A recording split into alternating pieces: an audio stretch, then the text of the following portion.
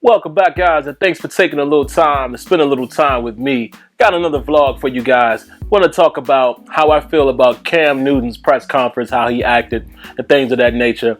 So let's go ahead and get right to it.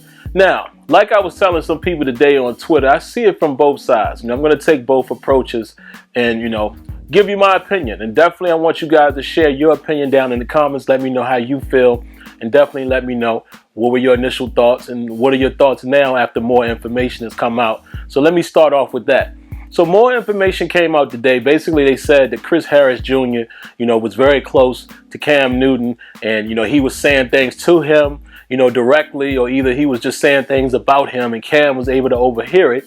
And this is the reason why Cam decided, he elected to go ahead and walk out of the press conference. All right, so let's address it there. First and foremost, well, let me start off with this perspective first. Let's take the other side of the coin. And I'm going to talk about the side in which I understand where he's coming from. First of all, we all have played sports. Some of you guys may have not played sports, but there's always been something that you really wanted, you were passionate about, or what have you. And then things go the opposite way and you're upset. So I understand, from the heart, that you're very upset. I understand that. And it's a little deeper than what you guys, may assume, it's just a game. Not for Cam. You got to understand, look at all of the pressure that he had to deal with, all season or throughout his whole career.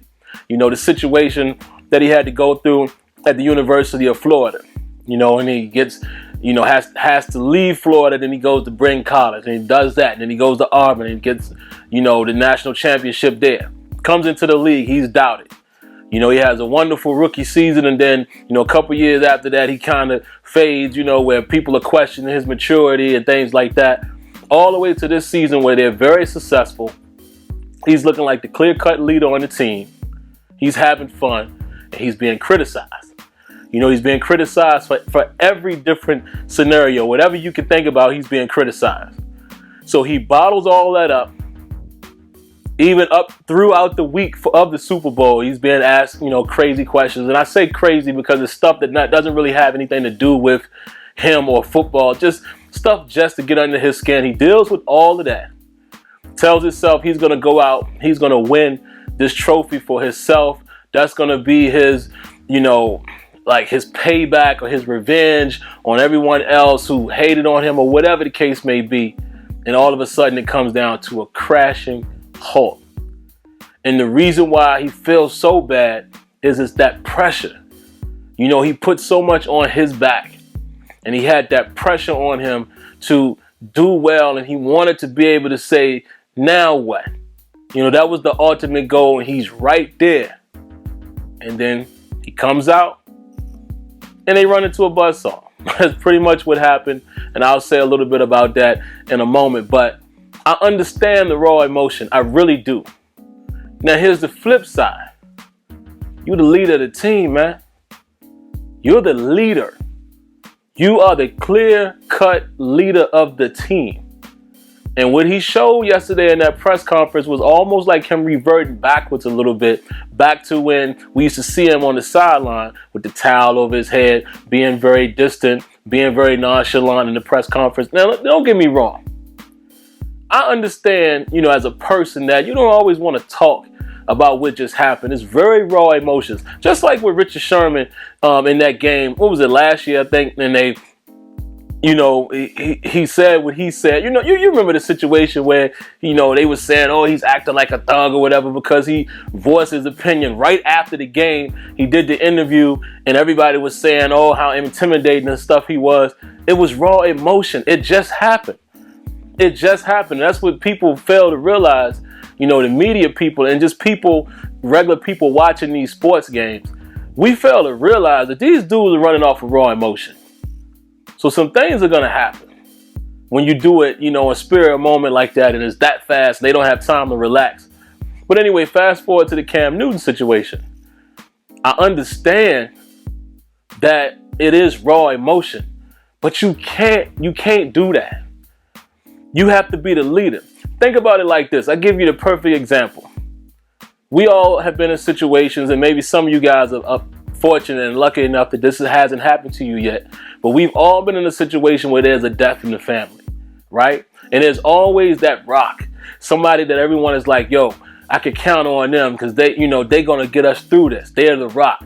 Or it might even be you. Like I always take that role as being, I'm going to stay strong for the family, be the support system and all of that. Cam Newton is that for the team. You the guy that you can't be all broken up and torn apart like that. You can't. Because what kind of signal does that send to your team? You the leader, you the head, and you looking defeated. Think about Russell Wilson when they lost that first opportunity, to get to the Super Bowl or what have you. Remember that? When they lost and he was so hurt, but they were saying how right away, even in the locker room then, he's telling them, we going to get back. We going back to the Super Bowl. Don't even worry about it. We going to get there and we going to win it. They got there. They won it. Right? Same thing with Ray Lewis. Y'all know the story with Ray Lewis, the year right before he retired, and they get so close. They was in New England and they lose that game. He said the same thing. We're going to win a championship. Don't worry. We just going to work harder, do things a little bit different. We'll be right back. So my point is, I understand being upset, but bruh, you can't be sitting up there pouting like that. And even if it is somebody there that's trying to get under your skin, you can't let them see that you bleed, man. You know what I'm saying? And we know everybody, every man bleeds, every man puts his pants on one leg at a time. We know all the cliches, but you can't let them see you broke like that. You can't be broken down. You can't let them see you like that, because then they know you got a spot where they can pick on. You understand what I'm saying? If you got to cry about it or be upset, do that in the car. Do that in the locker room when ain't nobody else in there as far as media.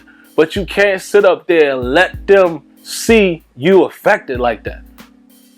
And I think it definitely showed a little bit of signs of immaturity. Because like I said, look at some of these other players in the league. They don't do that. They sit up there, they give that press conference. I've seen numerous players do it. Like I said, you can look at Russell Wilson as a perfect example, quarterback position. You could say, under somewhat the same circumstances, as Cam. I'm not going to go down that road in this particular video, but I guess you guys understand what I'm saying. There was pressure on him and all that. Not as much as Cam Newton, because Cam is just a whole different guy. Different type of generation. He's dabbing and all that stuff. He's like young hip hop. You know what I'm saying? So it's like, it's a totally different edge to him than a Russell Wilson.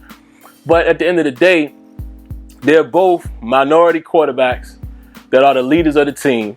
Russell Wilson handled it very professional, uplifted his team, went to those guys and was like, listen, we're going to make it happen. Don't worry about it. Right? And then Cam Newton does that. You can't do that. And I got to be biased for a moment. I got to use Ben Roethlisberger as an example. You guys remember the story, when my Steelers went to the Super Bowl. They were about to go to the Super Bowl and they lost. Roethlisberger threw an interception. I want to say it was against New England. It was right before Bettis was going to retire. He walks over to Jerome Bettis and he tells him, listen, I promise you, if you come back, we're going to win a Super Bowl. This was a rookie quarterback at the time. You understand what I'm saying? You got to be a leader at all times. You can't just be happy when everything, you can't be all hot, up and popping and hyping and all that when things are going good and dabbing and all of that. And then you lose all of your coof when you lose it. Can't do that. You can't do that. I need to see him lead a little better. Like I said, this ain't no shot at Cam. I like Cam. Cam, I like his personality. I think he's a great talent. But you got to handle it better than that, man. You can't let people see that you hurting. And that they can push a certain button and it sets you off. You can't do that because it just doesn't look good for all the people that you represent. The kids and all of that. You didn't handle yourself well right there. And now that's going to live with you for a long time throughout the rest of this season into next season. Everyone's going to talk about that. And guess what? What if you never get back to the Super Bowl? That's all they're going to remember. He's such a sore loser. So as I wrap this up, listen, man, I understand being upset. I feel you on that. But you gotta be more of a professional, man. Excuse me. Have some humility, man. You know what I'm saying? Like, take it like a G. Take it on the chin. And roll with the punches. You gotta do that. The great ones do that. That's all I'm saying. It can't be all fun and games, you know, when we winning and everything's popping and I'm the best. I mean, look at the commercial. There's no Band-Aids for feelings. See what I'm saying? See, everything comes back full circle. So it's like you got to humble yourself sometimes, man. Take the L, and it is what it is. And, you know, I already told you guys how I felt about the game. It just, it was a plethora of things that I left out in my last video as far as my reaction to the game. But, you know, there were some drops. There were a lot of drops by Carolina receivers that could have changed a lot of things. That was a catch that Jared Cocatry made, and he maintained possession. They didn't call it a catch. You know, that situation with Cam, you know, not going for the fumble, that's iffy. I don't know. You know, I don't know. I don't know. I don't know the full situation. I just know it didn't look good. But it's a myriad of things, man, that you can point at. But all in all, the Denver defense came to show up. They made the Carolina offense one-dimensional. They're not accustomed from dropping back, passing the ball that many times in a game. The offensive line got exposed as far as dealing with pressure on the outside. I mean, I can't always say exposed in those cases because you're dealing with two elite pass rushers. And Von Miller just showed his elite status, and that's ultimately why they lost the game. Peyton Manning didn't really do anything. Go look at his numbers and look at his QBR. He didn't do nothing. But hats off to Peyton, man. Maybe, you know, hopefully he'll leave on that note. Don't come back and don't do that.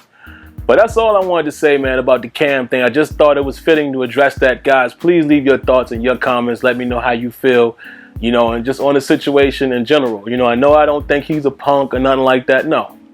I just think, you know, he still has a little maturity issue. You know, he still has some room to grow, and he just has to be a better man and a better leader. You know, stop letting people get under your skin, man. All right, so that's all I got. Leave your thoughts, leave your comments, and I promise you, it won't hurt you to hit that like button.